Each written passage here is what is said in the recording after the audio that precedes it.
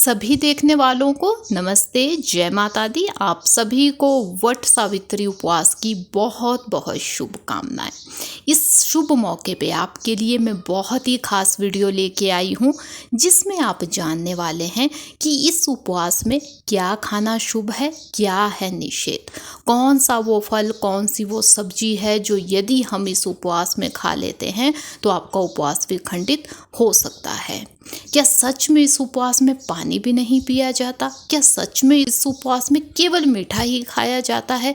इन सभी सवालों के जवाब जहां आज की वीडियो में मिलेंगे, वहीं पे यदि किसी वजह से किसी महिला ने ये उपवास ना लिया हो तो भी कुछ खास नियम, कुछ चीज़ें शुभ, कुछ निषेध उन्हें बताने वाली हूँ। यदि इन महिलाओं ने इन नियमों का पालन किया ना तो उनके लिए भी ये दिन बहुत ही मंगलमयी होने वाला है। तो इतना जान लीजिए कि वीडियो बहुत ही विशेष है, अंत तक देखिएगा ताकि सभी विधि विधान, सभी नियम आप जान सके, क्योंकि ये उपवास हम अपने पति की लंबी आयु के लिए लेते हैं। तो आवश्यक है कि हमें सभी नियम पता हो ताकि हमसे भूल से भी कोई चूक ना हो जाए। तो आइए जय माता दी बोलते हुए चलते हैं अब सब कुछ जानने। सबसे पहले आपको बता दूं कि इस उपवास को किस किस ढंग से लोग लेते हैं, जिनमें से कुछ महिलाएं ऐसी है जो इस उपवास में पानी तक नहीं पीती है। वहीं पे कुछ महिलाएं केवल इसमें पानी जूस पी के ही ये उपवास लेती हैं। लेकिन बहुत सी महिलाएं, मैं अपनी बात कहूँ या अपने आसपास की बात कहूँ या अपनी फैमिली में बड़े बूढ़ों की बात कहूँ, तो वो कुछ ऐसी चीज़ें खा पी के इस उपवास को लेती है जो मैं अब आगे बताने वाली हूँ।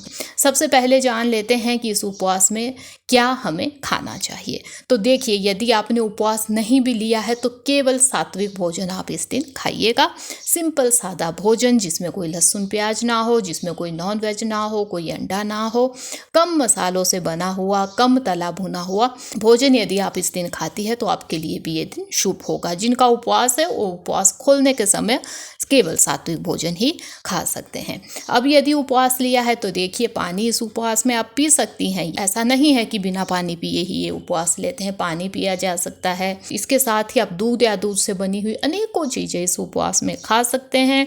बस ध्यान यही दे कि पैकेट बंद, बॉटल बंद यहाँ वहाँ से ना लाए, उसमें मिलावट हो सकती है। उसके बाद आप मीठे फल इस उपवास में खा सकती है। अब यहाँ ध्यान दीजिएगा, मैंने मीठे फल कहा, केवल मीठा फल ही इस उपवास में खाया जाता है। मौसमी फल हो तो वो बहुत बढ़िया है, सीज़न के हिसाब से मतलब जो फल आते हैं वो हमें खाने चाहिए। इसके साथ साथ आप फलों से यदि जूस निकाल सकती हैं वो आप पी सकती हैं। बस यही यहाँ भी ध्यान देना है कि यहाँ वहाँ से नहीं लाना है जूस, खुद यदि बना सकती है तो पिया जा सकता है। सभी मेवे इस उपवास में खाए जा सकते हैं जो आपको उपवास लेने की ताकत भी देंगे। इसके साथ साथ ही बहुत सी ऐसी चीज़ें हैं जो पूजा के बाद महिलाएं खा लेती है। पूजा तक तो कुछ नहीं खाया जाता, उसके बाद लेकिन ये चीज़ें खा लेती हैं जो मैं बताने वाली हूँ। खा भी लेनी चाहिए, इसमें कोई गलत नहीं है। जिसमें नाम आता है आलू का।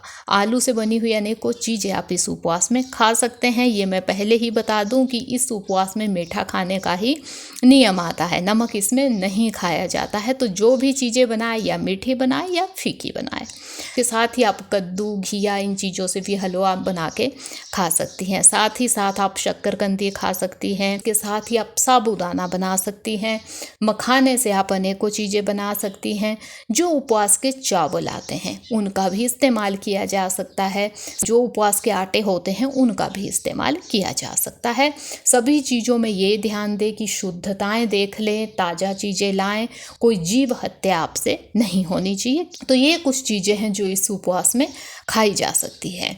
अब चलिए चलते हैं ये जानने कि आपको खाना क्या नहीं है इस उपवास में, क्या है निषेध, क्या है वो चीज़ें जिससे उपवास भी आपका खंडित हो सकता है। तो देखिए, सबसे पहला नाम आता है तामसिक भोजन का।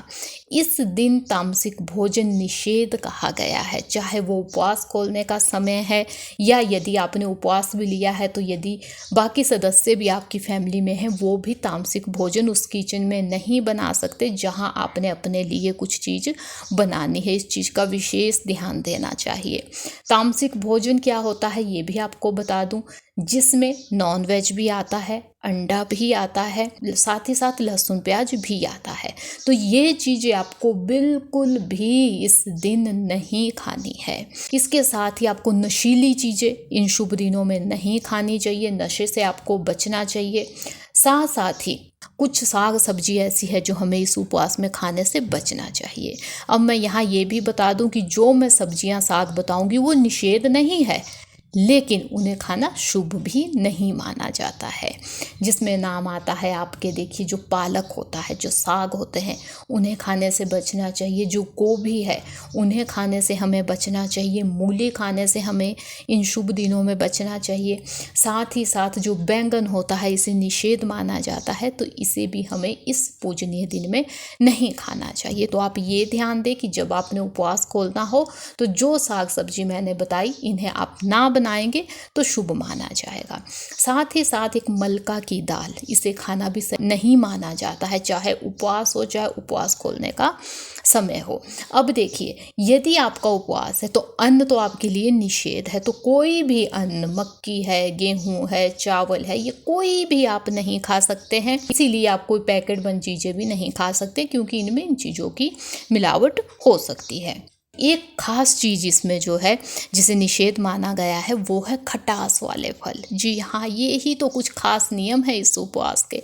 इसमें खटाई वाली चीज़ें नहीं खाई जाती, इसलिए अपने खटास वाले फल खाने से भी बचना है। साथ ही साथ टमाटर इस उपवास में नहीं खाया जाता है, क्योंकि टमाटर भी खटास देने वाला होता है ना। तो जो भी दाल सब्जी आप उपवास खोलने के टाइम भी बनाएं तो उसमें टमाटर आप ना डालें, कोई खटाई ना डालें, क्योंकि खटाई भी इस उपवास के लिए निषेध है। वैसे ही नमक भी इस उपवास के लिए निषेध है। कुछ लोग इस उपवास में सेंधा नमक भी नहीं खाते हैं, वो मीठा ही खाते हैं। बाकी आप अपने नियम भी देख लीजिएगा, अलग अलग जगह के अलग अलग नियम होते हैं। या आपको कोई ऐसा हेल्थ इशू है कि आप फीका या मीठा आपके लिए सही नहीं है, तो सेंधा नमक इस्तेमाल किया जा सकता है। अब मैं यहाँ पे आपको एक खास नियम बता दूं कि जब आप उपवास खोलेंगे तो एक विशेष चीज है जो आपको इस दिन खानी ही चाहिए, वो है भीगे हुए चने, जिसका कि भोग भी लगता है वट वृक्ष को। तो भीगे हुए चने, गुड़ खाना बहुत शुभ है। ये नियम में आता है, जब उपवास खोलते हैं तो सबसे पहले महिला को ये ही अपने मुंह में डालने चाहिए, अत्यंत शुभ माना जाता है। तो इसे खाना तो आप बिल्कुल ना भूलें। अब इसके साथ ही आपको ये भी ध्यान देना चाहिए कि जब आपका उपवास कंप्लीट हो जाता है तो आप उपवास खोलने का समय आता है, उस समय भी आप खुद ही खाना बनाएं, यहाँ वहाँ जाके ना खाए। इस समय भी सात्विक खाना ही बनेगा। ये ध्यान दे कि कहीं होटलों पे जाके ना खाए, ऑनलाइन पैक फूड ना मंगवाए, क्योंकि इन सभी में तामसिक चीज़ों की मिलावट या बाकी कुछ ऐसे मसालों की मिलावट हो सकती है जो उपवास में नहीं खाए जाते हो। तो यदि आपने इस टाइम भी कुछ ऐसी चीज़ें खा ली तो तब भी उपवास आपका खंडित माना जाएगा, क्योंकि जो नियम होते हैं उपवास को लेने से लेके उपवास खोलने तक के होते हैं। तो यहाँ भी आपको इन चीज़ों का ध्यान देना चाहिए। खुद खाना बनाए, शुद्ध सात्विक भोजन बनाए, जिसमें कोई मीट, अंडा, कोई लहसुन प्याज, कोई ज़्यादा मसाले ना हो, पीसे हुए मसाले ना डालें जो आप यहाँ वहाँ से लाए हैं, उसमें भी मिलावट हो सकती है। सिंपल सादा भोजन आपको खाना चाहिए, वो ही पूजनीय दिनों के लिए शुभ माना जाता है। तो ये थी आज की खास वीडियो। कुछ नियम मैंने आपको बताए, इनका ध्यान दीजिएगा। उम्मीद है मुझे कि वीडियो आपको पसंद आई होगी। वीडियो अच्छी लगी है तो लाइक कीजिएगा। यदि आप चैनल पे है नए तो चैनल को सब्सक्राइब कीजिएगा। अब मिलेंगे ऐसी किसी नई यूज़फुल यूनिक वीडियो के साथ। तब तक के लिए धन्यवाद। जय माता दी।